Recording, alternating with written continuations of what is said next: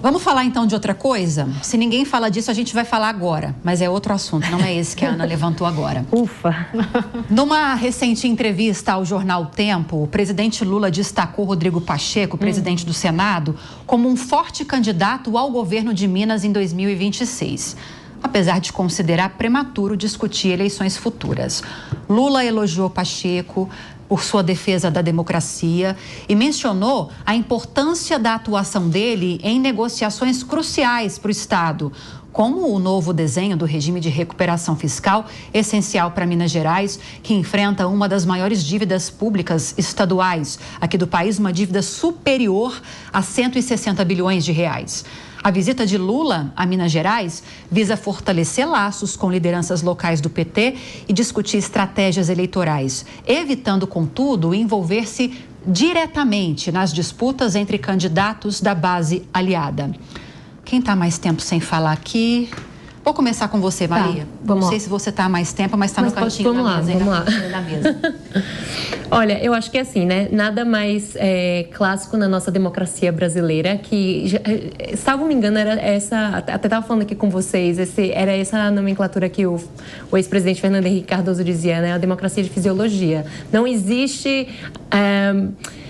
fidelidades partidárias em eleições municipais. O que importa são as coligações. Então, acho que esse apoio ao Pacheco e à candidatura mostra isso, é o retrato da nossa democracia, que é uma democracia que tem...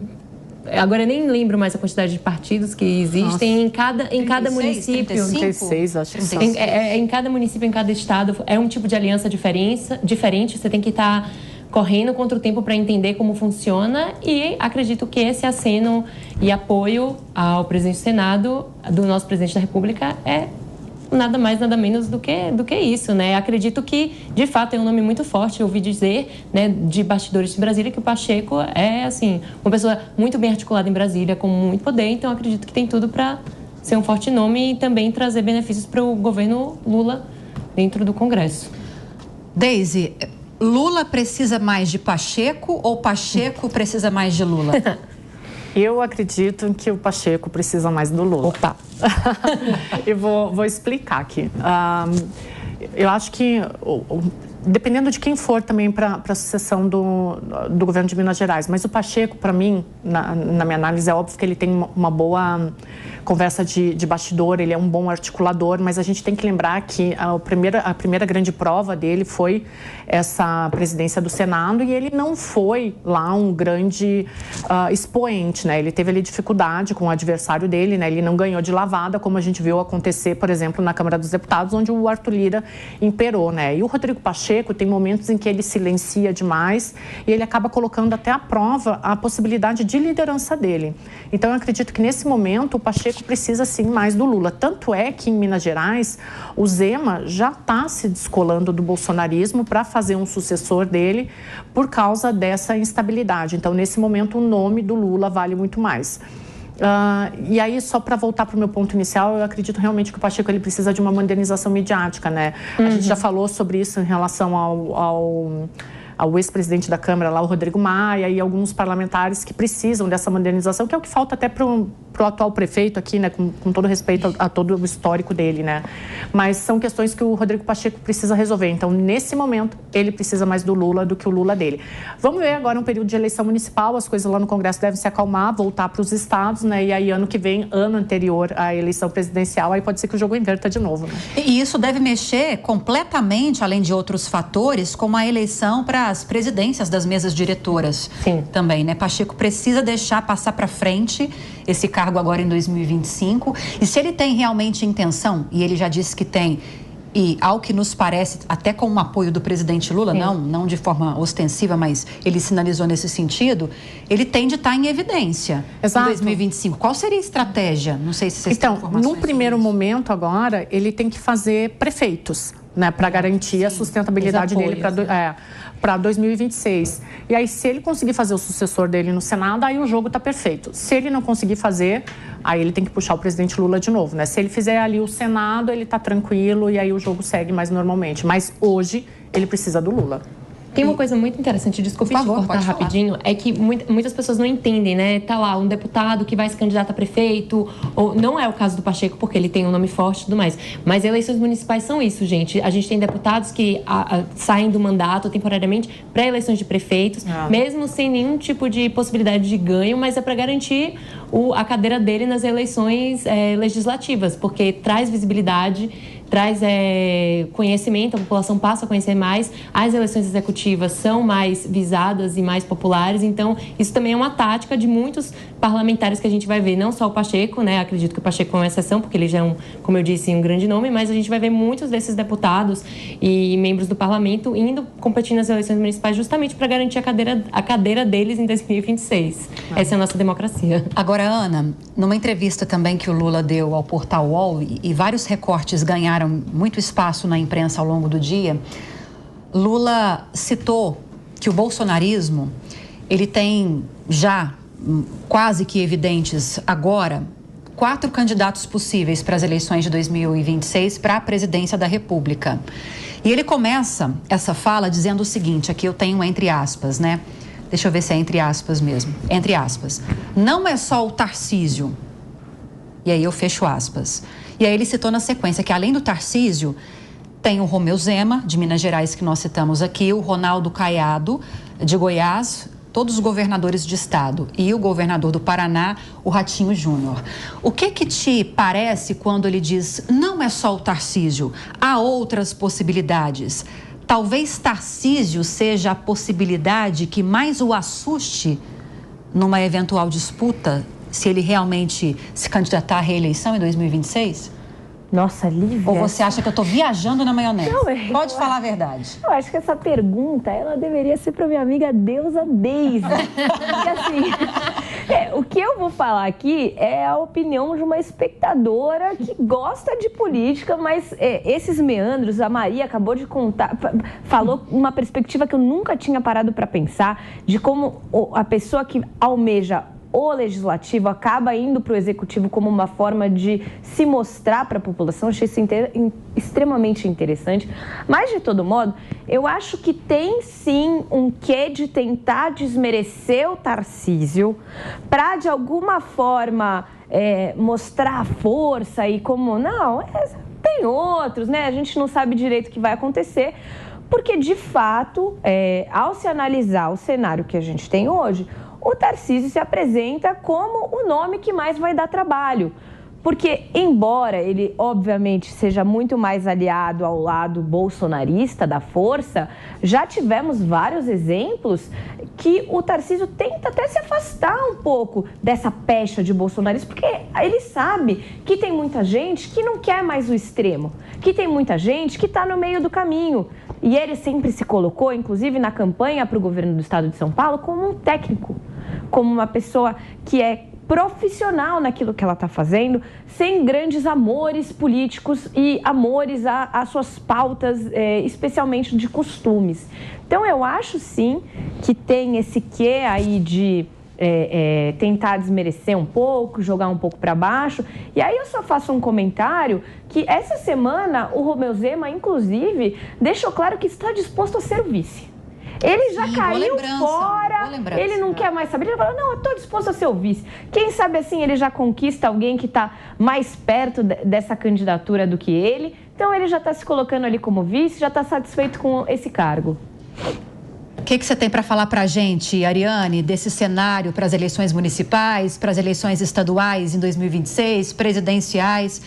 Deixo aberto para você falar o que você quiser. Eu queria que eles fizessem tudo isso muito quietinho pro dólar parar de ser.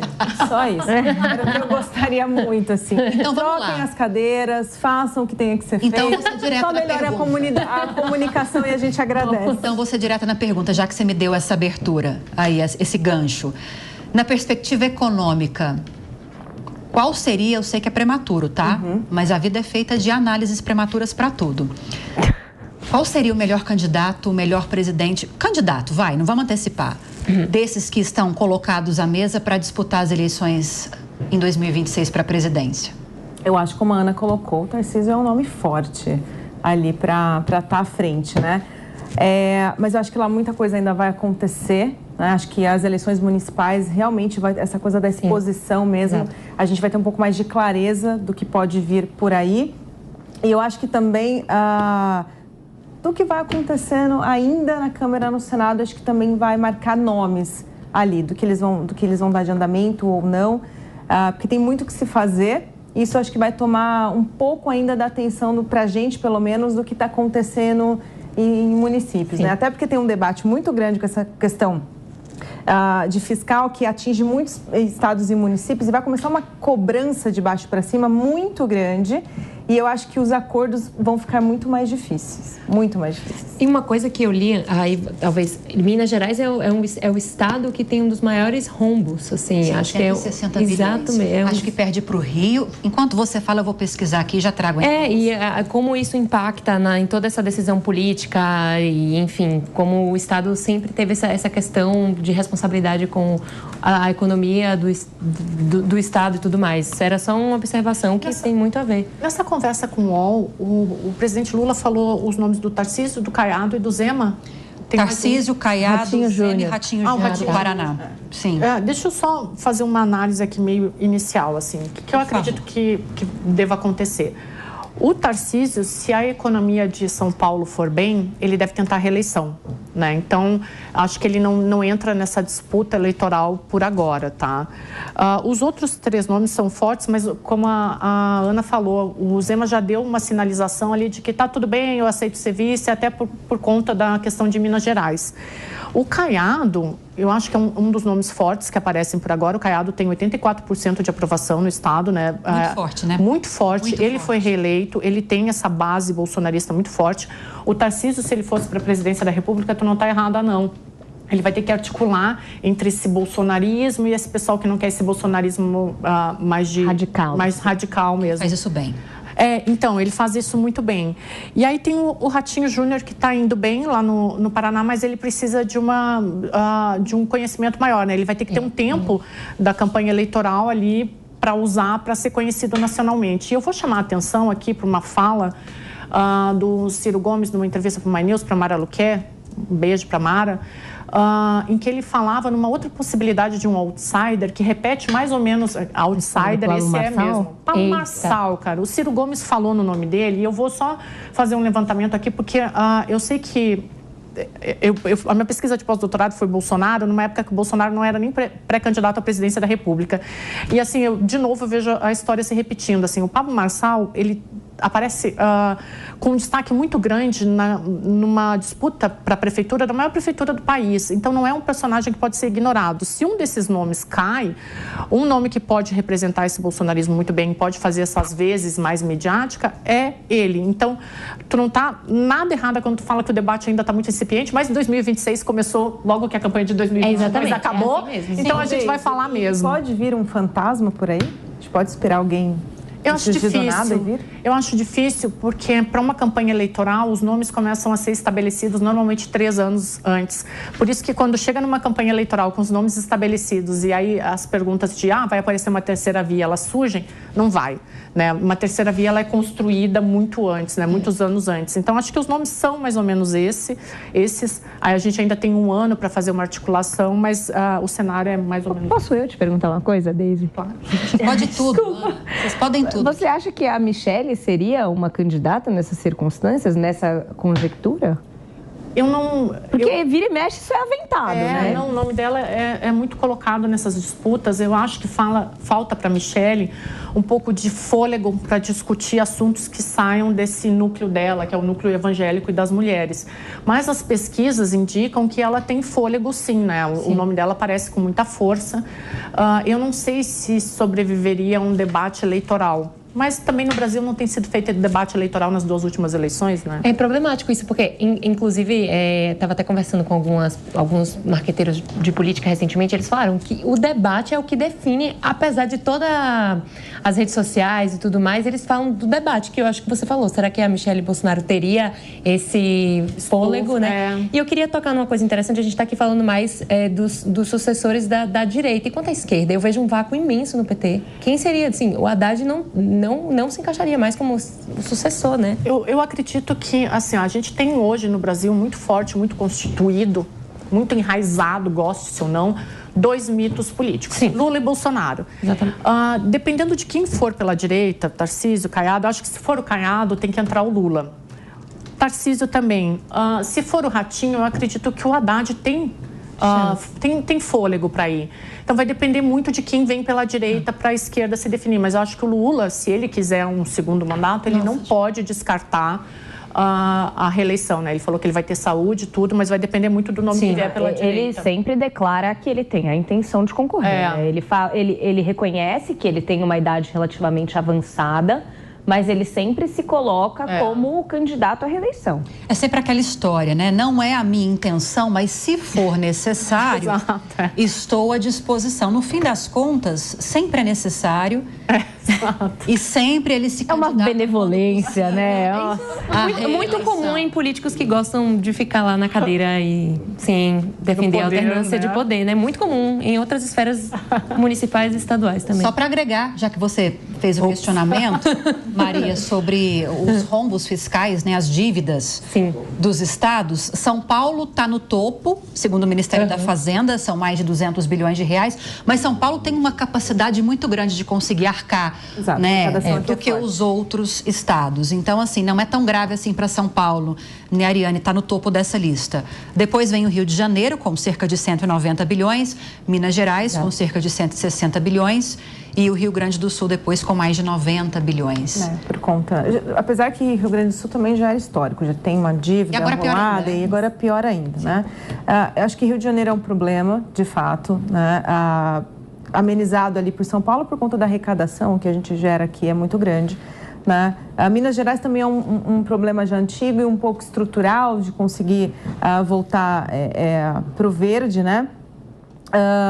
Mas de fato, e o Rio Grande do Sul a gente vai ter esse período então de reconstrução que pode trazer um pouco ali, melhorar, né? E também vai ser, como é que vai ser tratada a questão do endividamento, a questão da rolagem da dívida, enfim, de dívidas passadas. Para a gente ainda é o X da questão. Se a pergunta do milhão é Rio Grande do Sul, a gente tem dificuldades ainda de tentar prever alguma coisa.